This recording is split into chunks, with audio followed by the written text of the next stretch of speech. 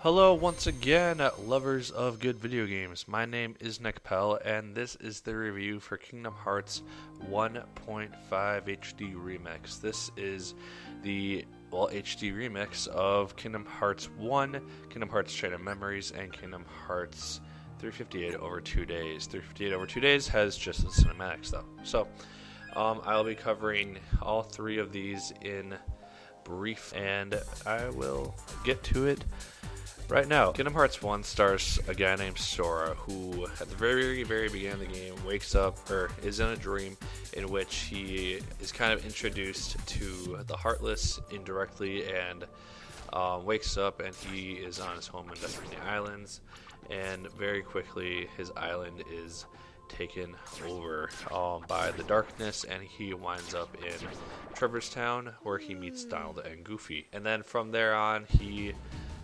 uses his weapon called the Keyblade, which he acquires on Destiny Island, to fight off the Heartless and kind of stop darkness from entering a bunch of different worlds. And this is a Disney game, so it's a lot of different Disney worlds, which works really well, in my opinion. You go to a bunch of different worlds, from Alice in Wonderland to the Olympus Coliseum to Deep Jungle, which is Tarzan's world, to Agrabah, to Monstro, to Atlantica, to Halloween Town, to Neverland, ending in Hollow Bastion, and the end of the game called End of the World. And that's where you fight your final boss. And the gameplay for this is very kind of free attack-ish. I don't really know what the name of the gameplay as it is called, but essentially just run around and attack. It's kind of a hack and slash in some aspects, and it works just really well. It's a really fun system. It's an upgrade system, so it's an RPG.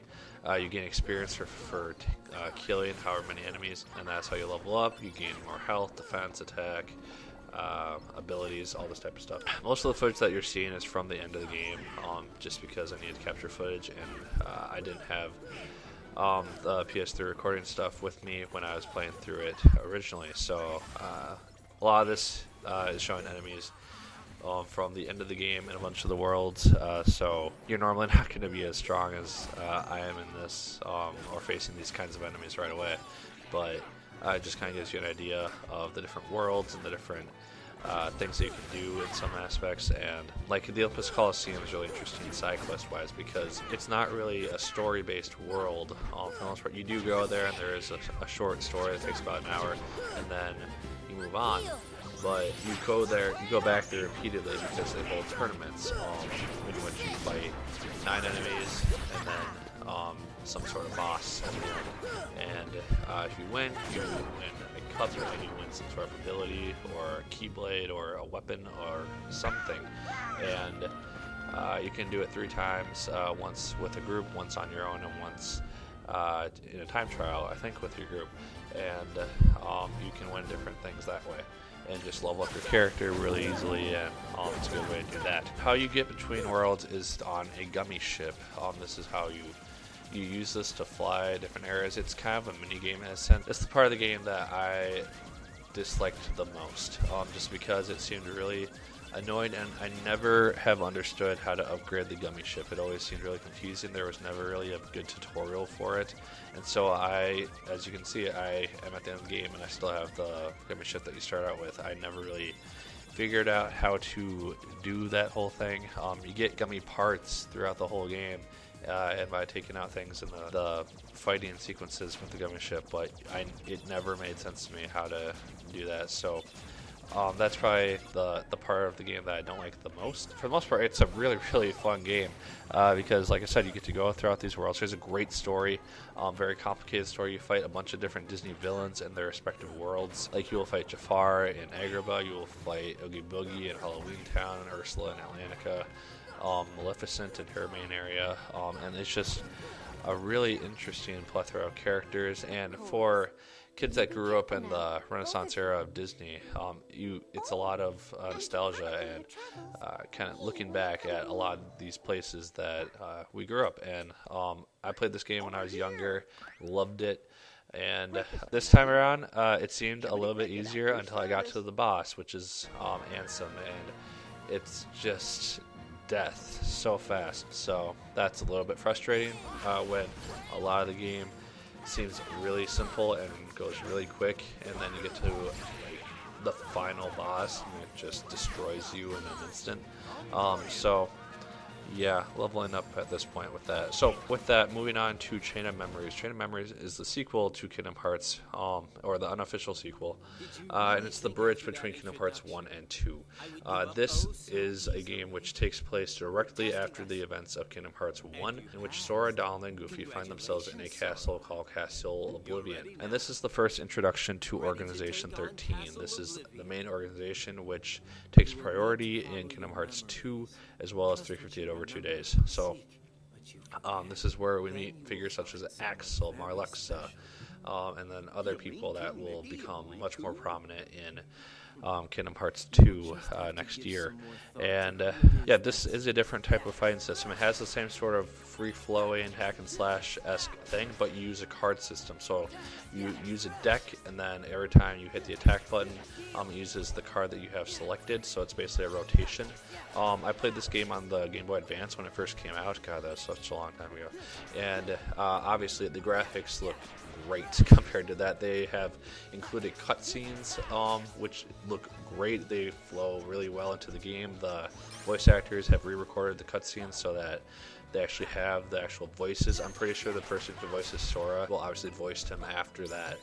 So we get the voice of Sora from Kingdom Hearts 2 instead of from Kingdom Hearts 1. So it is a little bit of a shift if you're just coming off Kingdom Hearts and when you're going into that, but you get used to it right away, and it'll kind of prepare you for Kingdom Hearts 2 in a sense. But like I said, you go through Castle Oblivion, you revisit all the worlds from the first game, as well as exploring this castle. You don't really explore, but you go up through the levels of it, and then you use cards to fight and to unlock different areas and to choose what world you want to go to and all this type of stuff. And it just works really well so far as I am. I'm only about an hour into it as of recording this, but it's bringing back memories, and from what I can remember from the Game Boy Advance version, I loved it. You get to play as both Sora and Riku. Riku shows up after you finish Sora's story, and then you play the game as Riku, doing his own separate story, which I think is really, really cool, and it kind of explains some of the events that happen in Kingdom Hearts 2 in some aspects. So that part is actually really, really neat. I don't have footage for that, obviously. I just have a little bit of Sora, but you do get to play as Riku towards the end of the game, and he has his own full-length story, and it's really well done. With 358 over 2 days, you don't actually play through this. I really wish you could have, because I think that would have been really fun to do, but it's essentially just the cinematics put into HD, which works, but it is literally just the cinematics that they had in the 358 over 2 days version, just rendered, and then whenever you had to do a mission, it just literally has text explaining what you did on that mission. And I don't know, it got a little bit annoying really quickly. Just because I would have liked to see them put a little more effort into making it something of a movie experience instead of just doing cutscenes and cutscenes and cutscenes that don't really connect too well unless you actually play the stuff. So I don't know.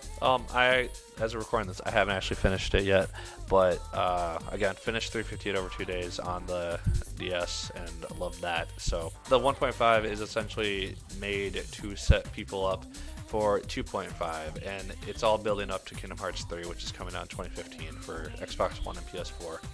And obviously I will be getting that. And I'll be most likely getting 2.5 next year this year.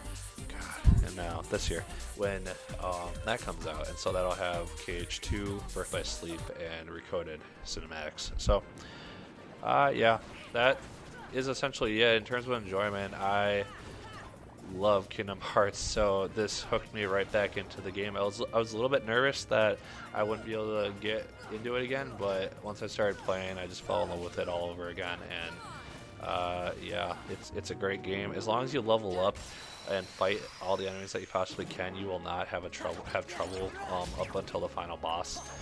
So know that if you're hesitant about it at all. And with the final mix mode, it does have a few extra cutscenes, as far as I can tell, that were not in the original game. So that's an extra bonus, so you get to kind of see some behind-the-scenes things that they wouldn't have normally shown. Leave your thoughts on Kingdom Hearts down below. Have you played all of the games? If so, let me know what you thought of them. I have not played Birth by Sleep, Recoded, or Dream Drop Distance yet. I played everything else, I think, besides those. Yeah, let me know what you think of Kingdom Hearts. Let me know what you think of 1.5.